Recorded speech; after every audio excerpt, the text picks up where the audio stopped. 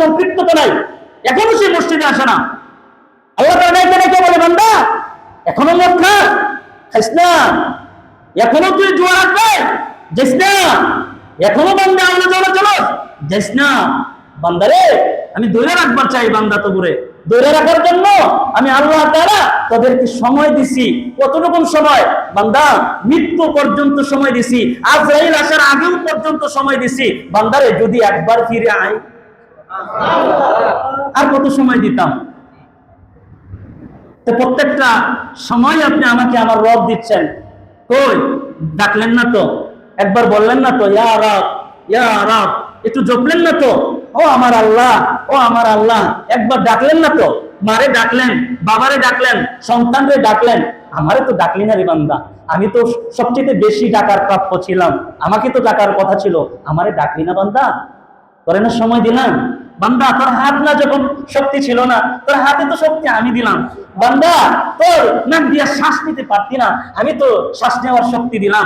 বান্দা তুই চোখে দেখবি না, আমি না তোকে একটি চোখ দিলাম। বান্দা তুই খাইতে পারতি না, আমি না তোরে দাঁত দিলাম। হ্যাঁ বান্দা, আর কি দিতাম বল না বান্দা, আর কি দিব বান্দা? ডাকলি না আমারে। 3 বেলা তোর বাড়িতে খাবার পৌঁছে দিতেছি, কত মানুষ না খায় আছে। বান্দা ভালোবাসা তোর বাড়ি পর্যন্ত 3 বেলার খানা, গরম গরম ভাত তোর বাড়িতে পৌঁছে দিতেছি। বান্দা একবার শুকরিয়া আদায় করলি না? বললি না আল্লাহ আলহামদুলিল্লাহ আলহামদুলিল্লাহ, বললি না? কি পরিবর্তন ঘটাইলেন? নামাজে তো মানুষের পরিবর্তন ঘটে, ইবাদতের মাধ্যমে মানুষের পরিবর্তন ঘটে। এখন কুরবানি দিছেন, বড় একটা আমল, সবাই মিলে সমস্ত মুসলমানেরা করবে, ইবাদত করবে, কবুল হয়ে গেলে রক্ত প্রবাহিত হওয়ার আগে জীবনের গুনাহ মাফ। জীবনের গুনাহ যারা মাফ করে দেয়, পরবর্তীতে ইবাদতের কাজগুলো বান্দার জন্য সহজ বানায় দেয়। যেমন কুরবানি একটা ইবাদতের কাজ। যখন মানুষের প্রথম কোনো ইবাদত, বড় কোনো ইবাদত কবুল হয়ে যায়, তখন আল্লাহ তাআলা লাগাতার আরো ইবাদত তার কাছ থেকে কবুল করে নেয়। আল্লাহ পাক অন্যান্য ইবাদত গুলো তার জন্য কষ্টকর হইলেও আল্লাহ তাআলা অন্যান্য ইবাদত সহজ বানায় দেন, এবং সেই বান্দা ইবাদতের প্রতি আকৃষ্ট হইয়া ওই ইবাদতের পিছনে পিছনে দৌড়তে থাকে। আল্লাহ পাক ইবাদতের আমলের আকর্ষণ বাড়ায়া দেয়। যদি কোনো ইবাদত আল্লাহ বড় কোনো আমল ইবাদত দেন, ওইটা যদি কবুল হয়, তাহলে তার জন্য যে কষ্টকর ইবাদত গুলো আছে, এই কষ্টকর ইবাদত গুলো তার জন্য সহজ বানায় দেয়, আর বান্দা ওই ইবাদতের পিছনে পিছনে ছুটতে থাকে। সুবহানাল্লাহ। ইবাদতের প্রতি তার আকর্ষণ হয়। পক্ষান্তরে গুনাহ তার জন্য ঘৃণিত হয়, গুনাহ তার কাছে ভালো লাগে না। সে আস্তে আস্তে করে পাপের কাজ, গুনাহের কাজগুলো সে বর্জন করতে থাকে, এবং তার কাছে এই গুনাহের কাজগুলো ঘৃণা ভরে সে এগুলো দেখতে থাকে। সুবহানাল্লাহ। এখন আল্লাহ পাকও দেখেন, একটার সাথে আরেকটা পারস্পরিক যে মিল আল্লাহ রাখছেন। আল্লাহ পাক সূরাতুল কাউসারের মধ্যে 2 নম্বর আয়াতে আল্লাহ পাক কি বললেন? ইন্না আ'তাইনাকাল কাউসার। পরেরটা করে বলেন, এই সূরা জানেন না? ফাসাল্লি লিরাব্বিকা ওয়ানহার। অর্থাৎ তুমি তোমার রবের জন্য ইবাদত করো এবং তুমি তোমার রবের জন্য কুরবানি করো। নামাজ মানুষ যখন তার রবের জন্য হয়, কুরবানিও যখন তার রবের জন্য হয়, তখন এই দুইটা মিলে নামাজের ইবাদতের সাথে যে সমস্ত ইবাদত সম্পর্কিত, এই সমস্ত ইবাদত তার জন্য আল্লাহ তাআলা এই নামাজের মাধ্যমে অন্যান্য ইবাদত গুলো, কুরবানির মাধ্যমে অন্যান্য ইবাদত গুলো কবুল করে নেয়। ফাসাল্লি লিরাব্বিকা ওয়ানহার। আপনি আপনার রবের জন্য ইবাদত করুন, নামাজ পড়ুন, এবং আপনি আপনার রবের জন্যই কুরবানি করুন। এখন 1 নাম্বার, আমরা কুরবানি দিলাম কিন্তু গুনাহ ছাড়লাম। প্রশ্ন, এটা আমার একটা প্রশ্ন, আমি কি আগের মতোই আছি নাকি একটু পরিবর্তন হলাম? কুরবানি দিল কেন? পরিবর্তনের জন্য। বলেন কিসের জন্য? কুরবানি দেওয়া হয়েছে পরিবর্তনের জন্য। জুমায় এত হাজার হাজার লক্ষ লক্ষ মানুষ কেন অংশগ্রহণ করে জানেন? আল্লাহ চায় সাপ্তাহিক এটা একটা বড় ইবাদত, এখানে অনেক মানুষের সমাগম হবে, হাজার লক্ষ মানুষ এখানে একসাথে মিলে ইবাদত করবে, সেখানে আমার পেয়ারা বান্দারাও থাকবে। সবাই মিলে যখন দোয়া করবে, ওই দোয়া আমি একজনের বরকতে কবুল করে সবাই মাফ করে দিব। আবার সবই তো আমার আল্লাহ বলতেছেন, এগুলো তো আমার বান্দা, আমার বান্দারে তো ক্ষমা করার দরকার, আমার বান্দার পরিবর্তন হওয়া তো দরকার। পরিবর্তন হিসাবে আল্লাহ পাক একটা ইবাদত দিলেন, ইবাদতের নাম কুরবানি। এখন কুরবানি সম্পর্কে আল্লাহ পাক কি বললেন? আল্লাহ পাক বলছেন, কুল ইন্না সলাতি ওয়া নুসুকি ওয়া মাহইয়ায়া ওয়া মামাতি লিল্লাহি রাব্বিল আলামিন। আল্লাহ বলছেন, হে হাবিব, ইন্না সলাতি, বলেন নিশ্চয় আমার নামাজ, ওয়া নুসুকি, নিশ্চয় আমার কুরবানি, ওয়া মাহইয়ায়া ওয়া মামাতি, নিশ্চয় আমার জীবন, আমার মরণ, লিল্লাহি রাব্বিল আলামিন, এই পৃথিবীর সৃষ্টি জগতের, বিশ্ব জগতের মালিক একমাত্র রবের জন্য। সুবহানাল্লাহ। তার মানে সব কিছু আল্লাহ পাকের জন্য, যা কিছু হবে আল্লাহ পাকের জন্য। এখন আমার প্রশ্ন হইল, কুরবানি দিলেন, কুরবানিটা কি আল্লাহর জন্য? বলেন না, জবাব দেন। কুরবানিটা কার জন্য? কুরবানিটা আল্লাহ তাআলার জন্য। যদি আপনি কুরবানি আল্লাহর জন্যই যদি আপনি দিয়ে থাকেন, তাহলে আপনার জীবনে পরিবর্তন ঘটবে। আপনার এই পরিবর্তন সমাজ দেখবে, আপনার এই পরিবর্তন আপনার ঘর দেখবে, আপনার পরিবর্তন আপনার সন্তান দেখবে, আপনার এই পরিবর্তন গোটা পৃথিবী দেখবে, আপনার এই পরিবর্তন গাছগাছালি দেখবে, আপনার এই পরিবর্তন সূর্য চন্দ্র দেখবে, আপনার এই পরিবর্তন আল্লাহ পাক সারা বিশ্বের মাধ্যমে আল্লাহ তাআলা জানায় দিবেন। আপনার সেই কুরবানি কবুল হয়েছে কিনা, এটা পরিবর্তন আপনার কি হয়েছে? এক নাম্বার প্রশ্ন। আল্লাহ তাআলা বলেন, وَلَقَدْ خَلَقْنَا الْإِنسَانَ وَنَعْلَمُ مَا تُوَسْوِسُ بِهِ نَفْسُهُ وَنَحْنُ أَقْرَبُ إِلَيْهِ مِنْ حَبْلِ الْوَرِيدِ।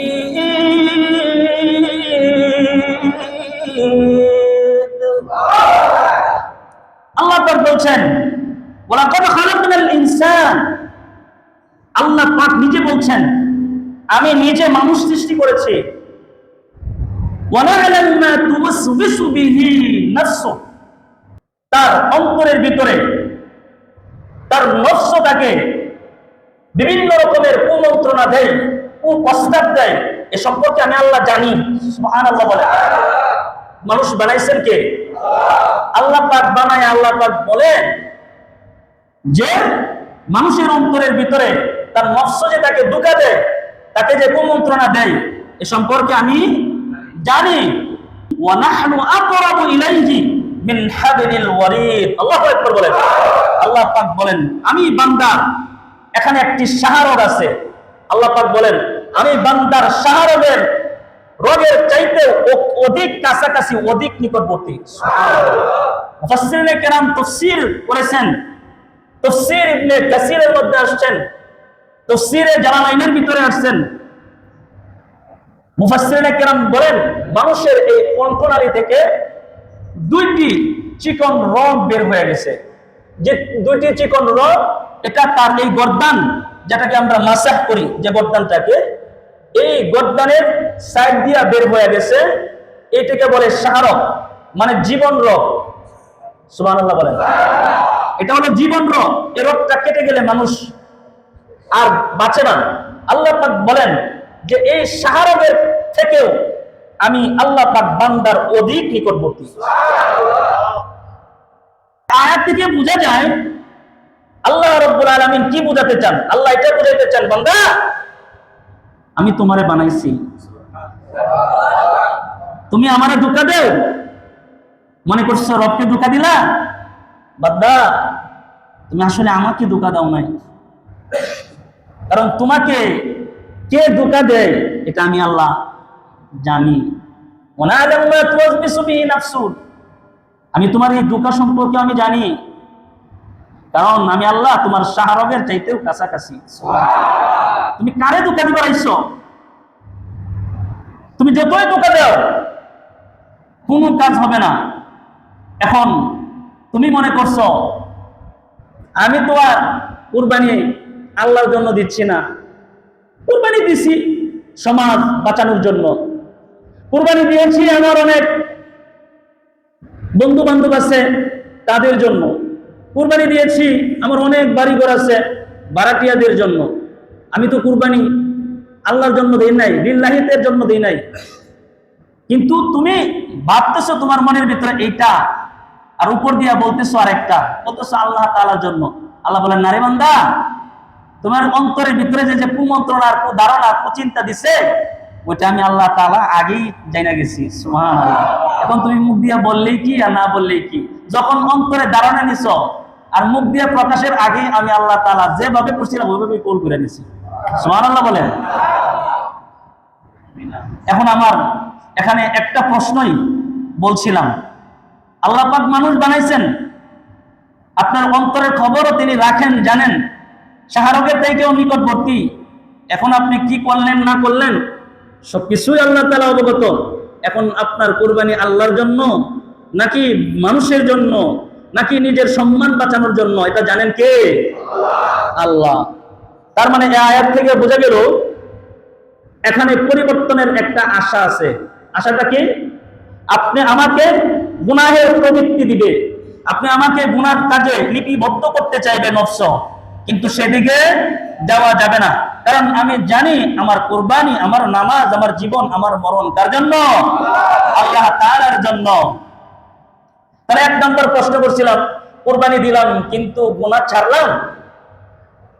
কুরবানি যারা দিছে যদি দেখেন আগের মতোই মদ খাইতেছে, বুঝবেন কুরবানি। বলেন বলেন বলেন। বলে দিয়েছি জিরাপুর বাজার বাসিষ্টের মসজিদে যে কুরবানি দিল, কুরবানি দেওয়ার পরে যদি দেখেন যে এখানে দাঁড়ায়া বসে জুয়া খেলতেছে, বুঝবেন কুরবানি কবুল। যদি দেখেন ওই মদ খা, আপনি দেখবেন বাপ ওর কুরবানি কবুল হয় নাই। আপনি যদি দেখেন যে সুদের সাথে এখনো সম্পৃক্ততা তার আছে, বুঝবেন ওর কুরবানি কবুল হয় নাই। এখন আছে কুরবানির পরে সালাতের সাথে নামাজের মুসল্লায় তার আশা দেওয়া হয় মসজিদে, বুঝবেন ওর কুরবানি কবুল হয় নাই। কারণ আল্লাহ পাক কিছু কিছু ইবাদত দেন, ইবাদতে বান্দাকে পরিবর্তন ঘটাইতে চান। ইবাদত এটা একটা ইবাদত পরিবর্তন ঘটানোর জন্য আল্লাহ তাআলা দান করেছেন। সুবহানাল্লাহ। কাবিল আর কাবিলকে আল্লাহ তাআলা পরিবর্তন ঘটাইতে চাইছিলেন।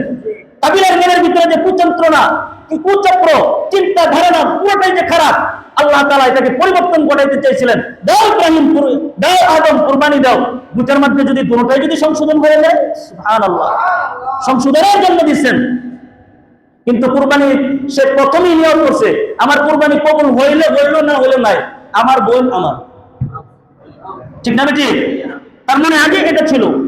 এখন আপনারা যদি ইবাদত করতে গিয়া ঈদের এই ঈদুল আজহার কুরবানি দিতে গিয়া মনের ভিতরে যদি আগে থেকে যদি গোশত খাওয়ার নিয়ত আপনার যদি থেকে এই কুরবানি দেন, তাহলে আল্লাহর কসম আপনার কুরবানি কবুল হয় নাই, পরিবর্তন আপনার ঘটে নাই।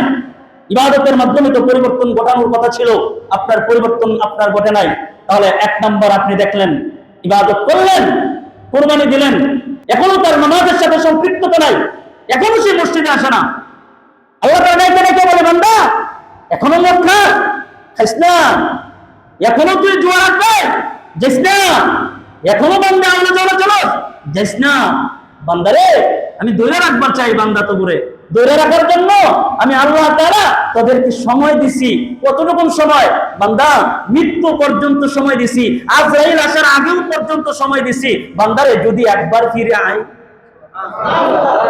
আর কত সময় দিতাম?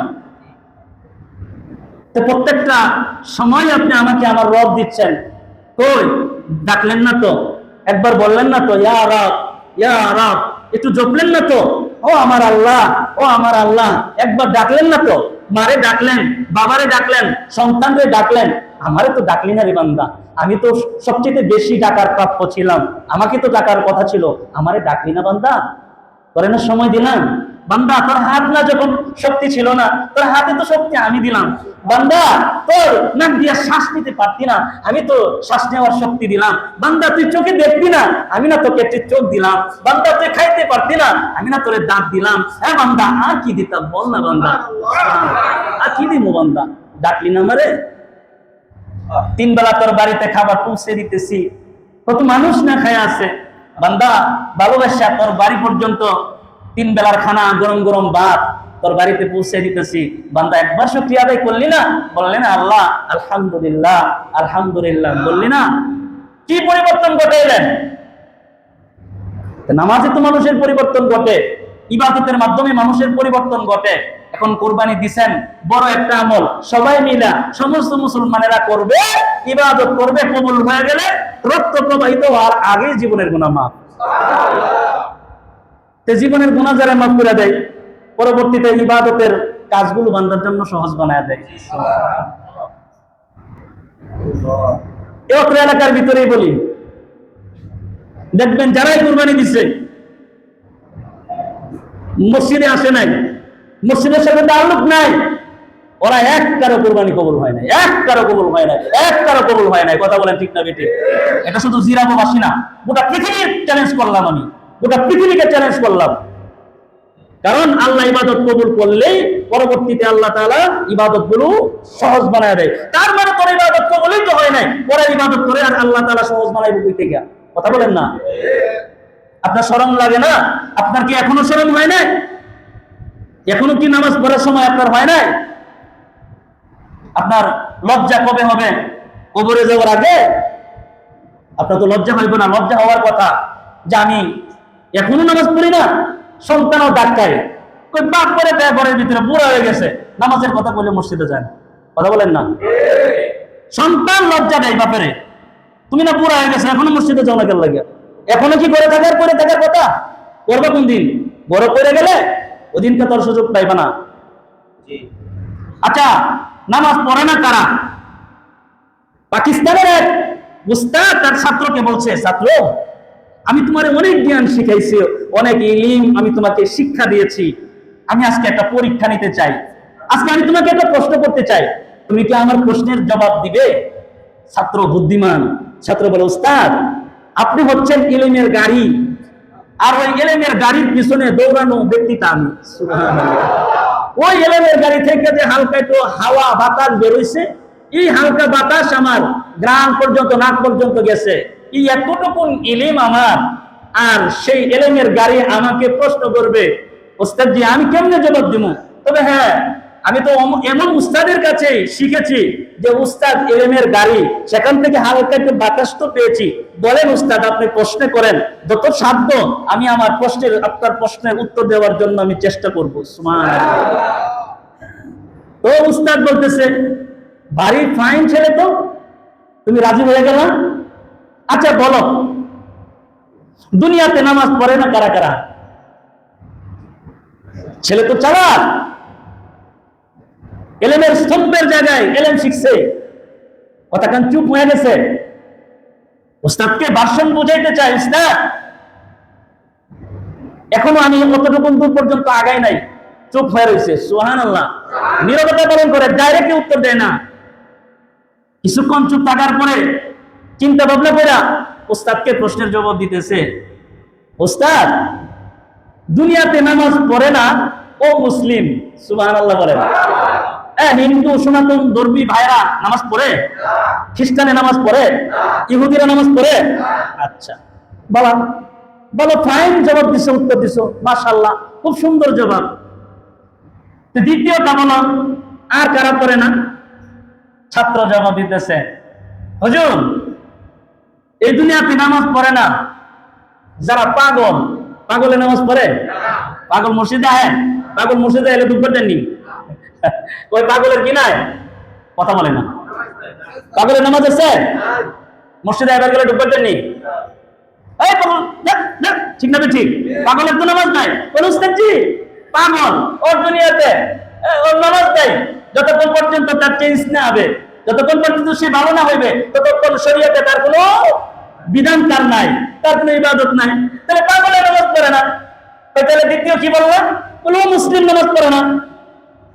আর করে নামাজ পড়ে না। একটু ভালো করে বলো। ছাত্র চিন্তা ভাবনা করে খুব সুন্দর করে জবাব দিছে, ওস্তাদজি দুনিয়াতে আছে। সুবহানাল্লাহ কইতেন না? ওস্তাদজি ওই মানুষটা দুনিয়াতে আছে, এখনো পরে কবরে নাম হয় নাই, অর্থাৎ মরা। মরা নামাজ পড়ে না। সুবহানাল্লাহ, মরা নামাজ পড়ে না। রাত করে বলেন, এক নম্বরে নামাজ পড়ে না কারা? ও মুসলিম। দুই নম্বরে নামাজ পড়ে না কারা? পাগল। তিন নম্বরে নামাজ পড়ে না কারা? মরা। কে? মরা। এখন আপনি এই তিন শ্রেণীর ভিতরে কোনটা আছেন? যারা এই তিন শ্রেণীর ভিতরে যে কোনো একটা আছেন, হাত তুলেন। মাশাআল্লাহ, মাশাআল্লাহ। আপনারা এই তিন শ্রেণীর ভিতরে একজনও কোন নম্বরে আপনি নাই। এখন আপনারা রিজিগামু এই জুমার নামাজের পরে বা আসরের আযান তো দিয়ে দিছে, চলেন না মসজিদে যাই। আপনি বলবেন তুমি যাও, আমি নাই। ভাই এখানে দাঁড়ায় আছেন, মসজিদে যান না? যাবো। ভাই আপনি কি পাগল? জবাব হয় বেটা, আমি যদি পাগল হই তাহলে তোমার সাথে ডাইরেক্টলি সুন্দর ভাবে জবাব দিচ্ছি কিভাবে? তুমি আমার কোন অ্যাঙ্গেল থেকে তুমি আমার পাগল বলো? ও তাহলে একটু পাগল না, মসজিদে আয় না। অত আমি বলতেই পারি, কারণ তিন শ্রেণীর মানুষ নামাজ পড়ে না। ও তাহলে মনে হয় তুমি ও মুসলিম হিন্দু। বেটা লুঙ্গি খুলে যাইতাম নাকি? লা ইলাহা ইল্লাল্লাহ মুহাম্মাদুর রাসূলুল্লাহ। এবার আমার নাম জানোস নি? কি? আমার নাম আব্দুর রহমান। ও নামেও বোঝা যাইতেছে আপনি মুসলমান। আমি মুসলমান না। আমার নাম আব্দুর রহমান, আমার নাম মোহাম্মদ আলী, আমার নাম আহমদ আলী। ও তাহলে আপনি মরা। বেটা কথা বলেন না, তাহলে মনে হয় আপনি মরা। ওই বেটা তুমি আমারে মরা কোন অ্যাঙ্গেলে বলো? তুমি আমার সাথে কথা বলতেছো ডাইরেক্টলি, তুমি আমার মরা কও কেন? ও বান্দা, তুমি পাগল না, তুমি মুসলমান না, তুমি মরাও না, তাইলে তুমি মসজিদে যাও না। এই তিনটার চাইতে তুমি সবচেয়ে বড় জঘন্যতম অপরাধ করছো, এবং তুমি দুনিয়ার মধ্যে সবচেয়ে নিকৃষ্টতম ব্যক্তি।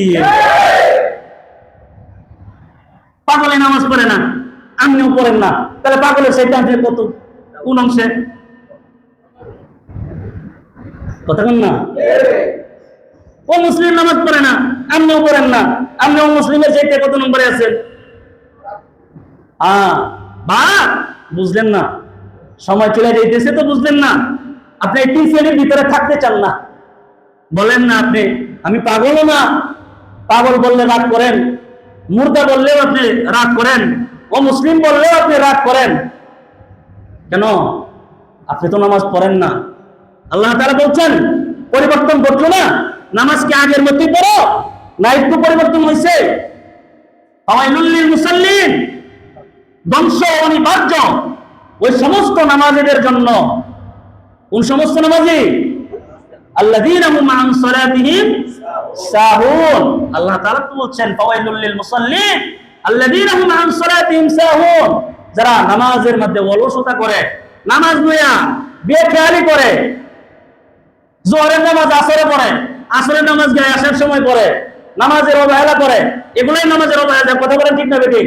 নামাজ টাইম মতো সময় মতো পড়া, এটাই আল্লাহর আইন, এটাই আল্লাহ তাআলা কোরআনের আয়াত নাযিল করে দিবেন, সময় মতো নামাজ আদায় করা। তাহলে তুমি নামাজের অবহেলা করলা, আল্লাহ বলেন বান্দা এখনো পরিবর্তন হইল না, সূর্য না উঠাই না আমি আল্লাহ তাআলা।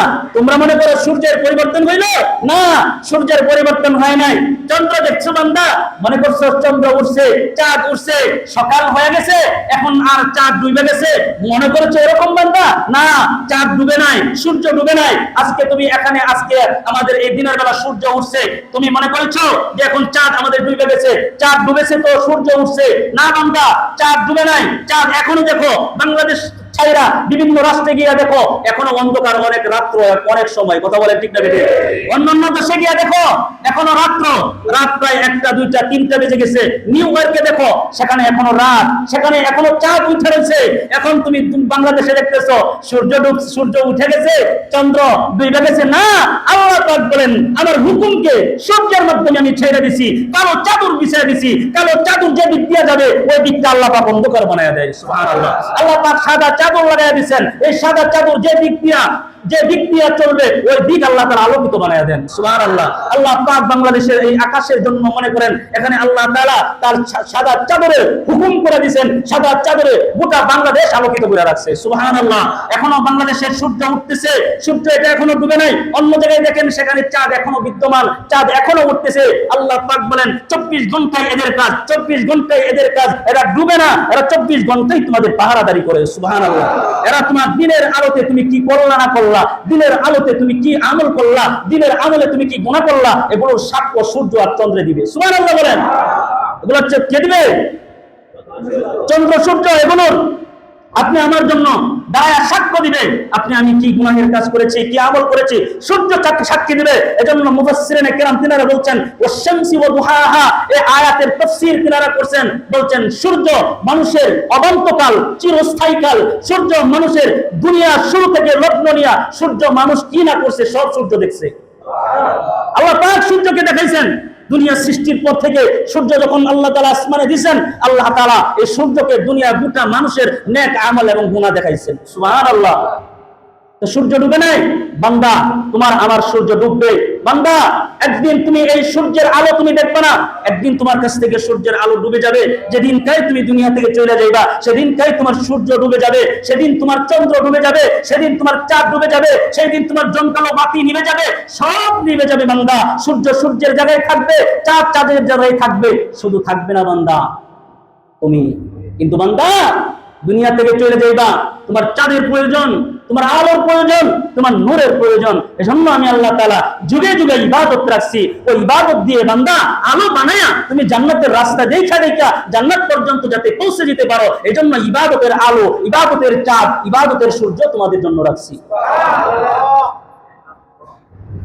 আপনি 3 কিসিমের মধ্যে কোনো উপায় না। আপনি পড়লেন না, আপনি নামাজ, কুরবানি দিলেন, কুরবানি দেওয়ার পরে আপনার নামাজের কোনো খবর নাই। সারাদিন আপনি বস্তু কুবাইলেন, হাড্ডি কুবাইলেন, আপনার হাইয়া আলাস সালার ধ্বনি আপনার কান পর্যন্ত গেল। আপনি তো শুধু ওয়াজিব পালন করছিলেন, তাই না? ইব্রাহিমের সুন্নাহ পালন করছিলেন। নামাজ কি ইব্রাহিমের সুন্নাহ? ফরজ বিধান কার? আপনি তো আল্লাহর বিধান ডাকে সাড়া দিলেন না, বস্তু কুবাইলেন। কয়জন মানুষের নামাজ হয়েছে আগামীকাল, গতকাল যারা কুরবানি দিচ্ছেন? কয়জন? গতকাল বোঝা গেছে মসজিদে আমার 1 কাতার, 1.5 কাতার, টাইনা টুইনা 2 কাতার হয়েছে। অত্র এলাকার আমার এই সমাজের মানুষ ছিল না? ছিল না? সমাজের মানুষ মরে গেছে, আর পাগল ওমরা। তাহলে কেন মসজিদ খালি থাকলো? বোঝা গেল আপনি একটা করতে গিয়ে আরেকটা ভুলে গেছেন। তার মানে আপনার পরিবর্তন কখনো হবে না, কোনোদিন হবে না, যতক্ষণ নিজেকে নিজের পরিবর্তন নিজে না ঘটাবেন। নিজের পরিবর্তন যেদিন আপনি নিজে না ঘটাবেন ততদিন পর্যন্ত সমাজের ভিতরে, দেশের ভিতরে পরিবর্তন ঘটবে না, আপনি যদি পরিবর্তন না ঘটান। তাহলে আমি প্রশ্ন করছিলাম, আমাদের নামাজ ঠিক হলো? নামাজ ঠিক হয়েছে? বলেন না, হইল না তো। নাম্বার 3, কুরবানি দিলেন, সুদ কি আগের মতোই খাইতেছেন না এখনো খান? যদি কুরবানি কবুল হয় তাহলে আলহামদুলিল্লাহ, সুদের এই কারবার থেকে আপনি বেঁচে যাবেন। সুবহানাল্লাহ বলেন না? আল্লাহ তাআলা বলছেন ইয়া আইয়ুহাল্লাযীনা আমানু তাকুল্লাহ ওয়া যারু মা বাকিয়া মিনার রিবা ইন কুনতুম মুমিনিন। আল্লাহ পাক বলছেন, হে বান্দা মুমিন, তোমরা আল্লাহ পাককে অত্যন্ত ভয় করো। ওয়া যারু মা বাকিয়া মিনার রিবা, এবং এই গুনাহের, এই সুদের কারবার থেকে নিজেকে বাঁচাও। এই সুদের কারবারি ছেড়ে দাও। ইন কুনতুম মুমিনিন, যদি তোমরা মুমিন হও। সুবহানাল্লাহ। আরেকটু অ্যাঙ্গেল করে বলি, যদি তুমি বান্দা মুমিন হইতে চাও, আল্লাহর দপ্তরে মুমিনের খাতায় নাম উঠাইতে চাও, ওয়া যারু মা বাকিয়া মিনার রিবা, সুদকে পরিহার করো, সুদের গুনাহ থেকে নিজেকে বাঁচাও। ইন কুনতুম মুমিনিন, যদি বাঁচাইতে পারো আল্লাহর মুমিনের দপ্তরে তোমার নাম উঠে যাবে। তুমি কুরবানি দিলা, আগের মতোই তুমি সুদ খাইতেছো। আরে আরে সুদ খাবার মতো মজা আল্লাহর জমিনে মনে হয় আর কোনো খাওয়ানোর মধ্যে এত মজা নাই। কথা বলে না? আল্লাহর জমিনে কত ফাস্ট, কত রকমের আইটেমের খানারে বাবা আল্লাহ তারা দিচ্ছেন, মানুষ খায়। কিন্তু সুদের কারবারের মতো এই এত মজার খানা আল্লাহর জমিনে নাই। কথা বলেন না? বিরাট মজা এটা। এটা 100 টাকা দিলে আপনি সাথে 50 টাকা পাইলেন, 1000 দিলে আপনি 500 টাকা পাইতেছেন, 200 টাকা পাইতেছেন। এর সাথে আইটেম মজাদার খাবার আর কি দিতে পারে? কথা বলেন ঠিক না বেটি?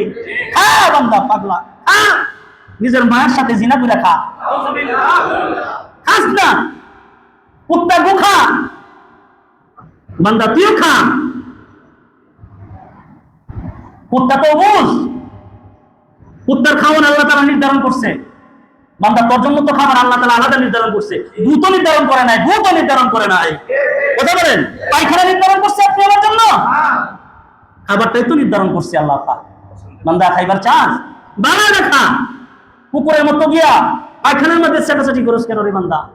আল্লাহ আমি দিছি তোরে বালাখানা, তুই বালাখানা খাইবি, ওই খানার মধ্যে যাস কেন লাগে? ওটা তো কুকুরের খানা, কুকুরের খাওয়া দিয়ে খাইলো, কুকুর আর তোর মধ্যে পার্থক্যটা কি? কথা বলে ঠিক না বেটি? আজকে জুমার পরে আমার বুদ্ধি আবার অনেকে রাগ করেন না, কার উপরে ওয়াজ গিয়ে পড়তেছে এটা আমি জানি না, ঠিক না বেটি?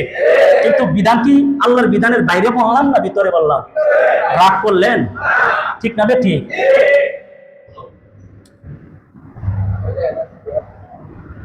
ওদের উমা বাকি আমি রিবা, যদি তুমি বা ছাইরা দাও ইন কুনতুম মুমিনিন, তাহলে মুমিনের খাতায় কিন্তু তোমার নাম উঠে যাবে বান্দা। এজন্য আইটেম বাবারে আমরা দেখছি তো পৃথিবীর ভিতরে, দেখেন যে খাবারে অনেকগুলো আইটেম আছে, অনেক সুস্বাদু মজাদার হয়, কিন্তু এর পিছনের ব্যাকগ্রাউন্ড, বানানোর ব্যাকগ্রাউন্ড অত্যন্ত কঠিন, ভয়ঙ্কর। কথা বলেন না? অত্যন্ত কঠিন আর ভয়ঙ্কর এদের খাবারের পিছনের যে ব্যাকগ্রাউন্ড আছে। এজন্য বাপ আপনি যদি বলেন আমাদের প্রচলিত ভাষায় একটা গালি দেয় মারে ইংলিশে, মনে হয় সবার অন্তরের ভিতরে গালি ডায়া পড়ছে, ঠিক না ঠিক? আমাদের বাপ মারে অনেকেই অনেক ধরনের গালি দেয় না? বাপ মারে ইংলিশে একটা গালি দেয় কিন্তু, যে তোর মারে এই নেই, তোর বাপের এই নেই, ঠিক না ঠিক? দেয় কিনা? ওরে বাপ এটা বললেই তো ছুরি থাকলে ছুরি লয়, গুলি থাকলে গুলি লয়, বিভিন্ন রকমের যে যন্ত্র পায় সামনে এটা লয়, লইয়া কয় আমার সামনে আমার বাপের গালি দেয়, আমার সামনে আমার মারে বোকা দেয়, এত বড় বুকের পাটা তোর কোথায় থেকে আসছে? আজকে আমি বাঁচবো নাইলে তুই বাঁচবি। এটার মধ্যে অনেক কঠোর হয়ে যান আপনি, কিন্তু প্রতিনিয়ত আপনার মায়ের সাথে জিনা করছেন, ওই নিজে তো পরিবর্তন করলেন না, আর একজনে বাপের গালি দিছে তাতে লাগছে, আর আপনি প্রতিদিন জিনা করতেছেন, ওইটা লাগে না? ওইটা মজা লাগে মনে হয়, ঠিক না বেটি? মজা লাগে বিধাই তো খান, মজা না লাগলে খাইতেন না। যারা সুদের কারবারি করেন খাইবেন আজকের পর থেকে? কথা বলেন, খাবেন? তওবা করবেন। কি করবেন? তওবা করবেন। আল্লাহ তওবা করতেছি, জিন্দেগিতে খাবো না। আজকে বৈশা এখানে বৈশা আজকে তওবা করেন, আস্তাগফিরুল্লাহ আস্তাগফিরুল্লাহ, তওবা তওবা ইস্তিগফার, আমি বান্দা গুনাহগার, ভুল করছি আল্লাহ, তওবা ইস্তিগফার করছি, ছাইরা দিতে আল্লাহ। হুজুর বলছে তার প্রতি আমি রাগ না, হুজুর আমার রাস্তা দেখায় দিয়েছে, হুজুর আমার চোখ খুলে দিয়েছে, আমি তো হুজুরকে ধন্যবাদ দেওয়ার কথা। আগে মানুষ কদম চুমা দিত, হাত ধরে চুমা দিয়ে বলতো তুমি আমার গুনাহের চোখ খুলে দিলা, তুমি আমার গুনাহ ধরাই দিলা, আমার ভুলটা তুমি ধরাই দিলা।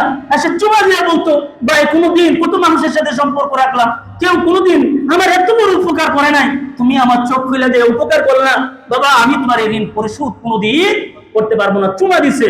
আর এখন হক কথা বললে হুজুরের রুমের মধ্যে যায় হুজুরের বিটা, হুজুরে দেওয়া, কথা বলেন ঠিক না বেটি? হুজুরে যে কোনো একটা ঘটনা নারীর সাথে কেলেঙ্কারি বাজায়া হুজুরে মসজিদ থেকে বের করে দেয়, কথা বলেন ঠিক না বেটি? হুজুরের দায়িত্ব করানো লাগবো, পদ্ধতি কি একটা তো লাগবো, কথা বলেন না? পদ্ধতিও একটা দরকার। মুসল্লি উপকার, পাগলা মুসল্লি খালি একবার নামাজ পড়ছে আর দৌড় মেরে দিছে, পাগলা মুসল্লি তো একদিন কোনোদিন তালাশ করলো না, একদিন তারাও রিপোর্ট তারা সিস্টেম করে বুঝতো না আমি যে ইমামের পিছনে নামাজ পড়লাম আমার ইমাম সাহেব ঠিক আছে কিনা, তার উপরে কি কোনো রকমের তো কোনো বোঝা চাপিয়ে দিছে কিনা, এইটা কোনোদিন মুসল্লি খুঁজে নাই। এই সমস্ত মুসল্লিদের নামাজ ইমামের পিছনে পড়ার কোনো অধিকার রাখে না। খালি মসজিদে আইয়া খালি ইমাম সাহেব বিছানা নামাজটা পড়ে গেলেন না, হাত আদায় গেছে, ফরজ আদায় করছি। হাসরের ময়দানে যে ইমামের সাথে উঠবেন খবর থাকে না? কত খবর নাই আপনার? আপনার ইমাম আপনাকে জান্নাতের পথ দেখাবে, আপনার ইমাম হাসরের ময়দানে আপনার নামে উঠবে, তোর খবর রাখেন কই আপনি? নামাজ পড়া পর্যন্ত ইমামের সম্মান না, ইমামের সম্মান মসজিদে যতটুকু বাইরে এর চাইতে বেশি দেওয়ার চেষ্টা করতে হবে। আপনার ইমাম আপনার রাস্তা দেখাইলো, আপনার ইমাম আপনাকে জান্নাতের পথ দেখাইলো, আপনার ইমাম আপনার সব গুনাহগুলো খুইলা দিয়ে আপনাকে পবিত্র বানাইলো, সেই ইমামের পিছনে আপনি নামাজ পড়া আখিরাত কামাই করলেন। এই ইমামকে আপনারা দুশ্চিন্তাভাবে কইরা তাকে বাইর করে দেন। আপনারা একবার চিন্তা করেন না, তার সমালোচনা করেন। কার সমালোচনা করছি? আমি কি ইমামের সমালোচনা করছি নাকি আমার নিজের পায়ে নিজে কুড়াল মারছি? আপনারা এটা স্মরণ রাখেন না। কথা বলেন ঠিক না বেঠিক? নাম্বার 4, কোরবানি করলেন, হারাম সম্পর্ক ছাড়লেন। হারাম সম্পর্ক কি ছেড়েছেন? অবৈধ সম্পর্ক ছেড়েছেন? যদি কুরবানি কবুল হয়, যদি আপনার ইবাদত কবুল হয়ে যায়, হারাম সম্পর্ক আপনার এটা ছেড়ে যাবে। সুবহানাল্লাহ বলতেন না? আল্লাহ পাক কি বলছেন? আল্লাহ তাআলা বলছেন, ওয়ালা তাকরাবুজ জিনা ইন্নাহু কানা ফাহিশাতাও ওয়া সাআ সাবিলা। জোরে আল্লাহু আকবার বলেন। আল্লাহ তাআলা বলছেন, তোমরা ব্যভিচারের কাছে দাঁড়িয়ে যেও না, চিন্তা করবে না, ফিকিরও করবে না। খারাপ কাজের কাছে দিয়ে তো যাইবা দূরের কথা, অনেক দূর থেকে যাইবা, কাছে দাঁড়েও তুমি যাইবা না। ব্যভিচারের কাছে দাঁড়িয়ে তোমরা যাইবা না। কেন যাইবে না? তুমি যখন নিবৃত্তে নির্জনে একা কারোর সাথে কোনো বেপরদা নারীর সাথে, যাকে দেখা তোমার জন্য হারাম করা হয়েছে, এমন নারীর সাথে যখন তোমার সুসম্পর্ক বলবে এবং তার সাথে নির্জনে একাকিত্ব যখন কথা বলবে, তৃতীয় জন তোমার জন্য শয়তান এসে দাঁড়ায় যাবে। কথা বলেন, তৃতীয় জন শয়তান এসে দাঁড়ায় যাবে। বৈশাখ সুস কেন লাগবে না? নির্জনে একটা জায়গা, এই সুযোগ কি আর কোনোদিন পাইবে? তাড়াতাড়ি দাও। কথা বলে না? কথা বলেন না? আমার আলোচনাটা একটু ভিন্ন টাইপেরই হয়। তাড়াতাড়ি দল বিচার করে ফেললেন, আপনি অশ্লীল কাজ করলেন, জিনাহের কাজ করে ফেললেন। এখন নিজেরা প্রতিনিয়ত আমরা জিনা করি, নিজেরা প্রতিনিয়ত জিনাহের গুনাহ। আপনি আমার আমলনামায় আমরা লিখতেছি, আমার বউ পর্দা করে না, আমার মেয়ে পর্দা করে না, আমার সন্তান পর্দা করে না, আমার অধীনস্থ যারা পর্দা করে না, সবাইকে খোলামেলা ছেড়ে দিছি। খোলামেলা ছেড়ে দিয়া আমিও মাশাআল্লাহ 5 ওয়াক্ত নামাজে দাঁড়ায় বলতেছে, ইয়া রব ইয়া রব, আহো আহো আহো। আল্লাহ বলেন, তোর কপালে জুতার বাড়ি। কথা বলা ঠিক না বেঠিক? তুমি আইসা ইবাদত কইরা আল্লাহ আকবার, আল্লাহ এত তাড়াতাড়ি তোমারে দেখা দিব?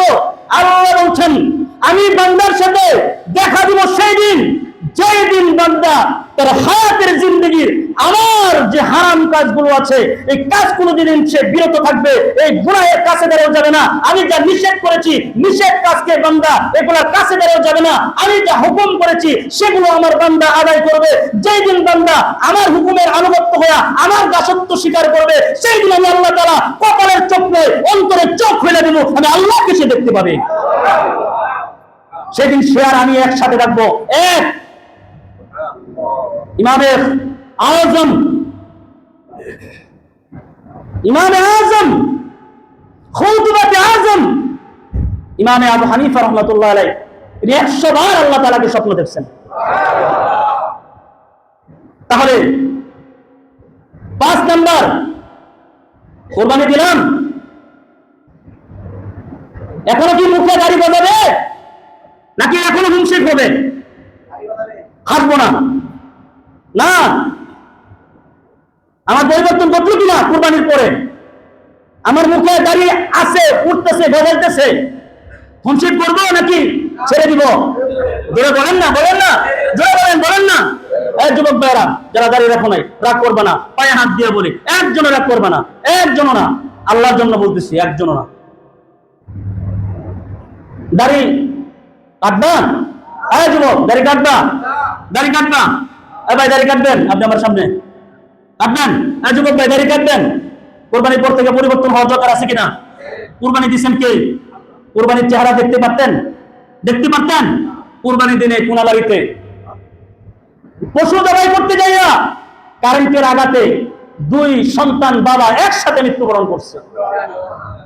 আপনি আমার ঘরে এখনো তো মজাদার খাবার আমরা খাচ্ছি, আপনি আমার ঘরে এখনো খুশি আনন্দ এখনো বিরাজমান।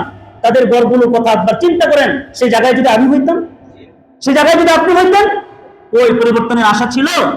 দাড়ি গজাই তো ওই দিন মনে হয়, যেদিনকে মেরে যাবেন এদিনকে সবার দাড়ি গজায় এরকম লম্বা লম্বা হবে। লম্বা হবে নাকি? কি বলবো বাপ। তাহলে আপনি পরিবর্তন ঘটান, কুরবানির পরে পরিবর্তন ঘটানো এটাই, আমি আমার নবীর সুন্নাহ থেকে এক বিন্দু পরিমাণ পিছু পা হবো না। আমার মুখের দাড়ি আমি নিয়ত করেছি, আল্লাহ আমি আমার এই মুখের দাড়িতে আর ফুল লাগাবো না। কুরবানির পর থেকে আমার শিক্ষা এটাই হইলো, আমি আমার নবীজির সুন্নাহ পালন করবো। সুবহানাল্লাহ। গোটা পৃথিবীতে ইব্রাহিমের সুন্নাহ পালন করেছে, কথা বলেন না? কুরবানি কার সুন্নাত? ইব্রাহিমের সুন্নাহ সবাই পালন করছে, আমরাও নিয়ত করেছি আল্লাহ আমার নবীর সুন্নাহ থেকে আমি একবার পিছু পা হবো না। আলহামদুলিল্লাহ, ওজন নিয়ত করেছি, আমি আমার দাড়ি রেখে দিলাম। পারবেন তো ইনশাআল্লাহ? বুড়া হয়ে গেছেন গা, এখন খালি দাড়ি মাঝে ছাড়েন।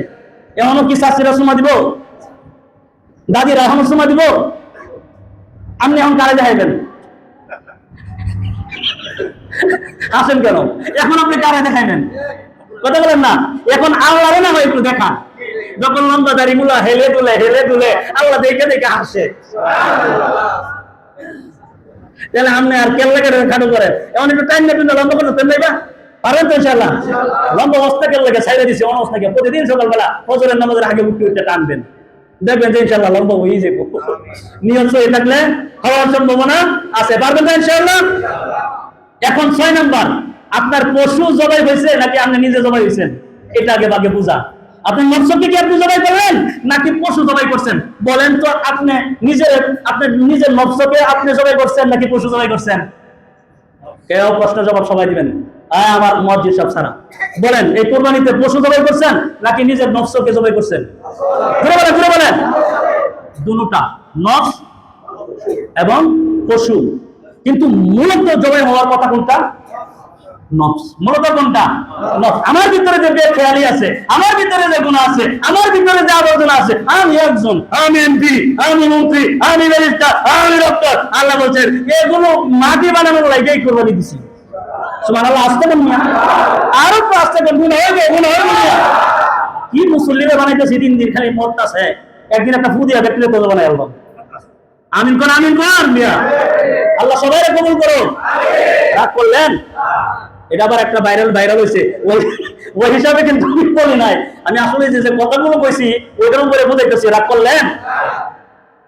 রাগ যদি কইলেও বসেন, আল্লাহর জন্য মাফ করে দিতে পারবেন তো? কিন্তু আমি রাগ করার কথা কইছি, আমি কি সংশোধনের কথা বলছি কিনা? রাগ করেন না বাপ।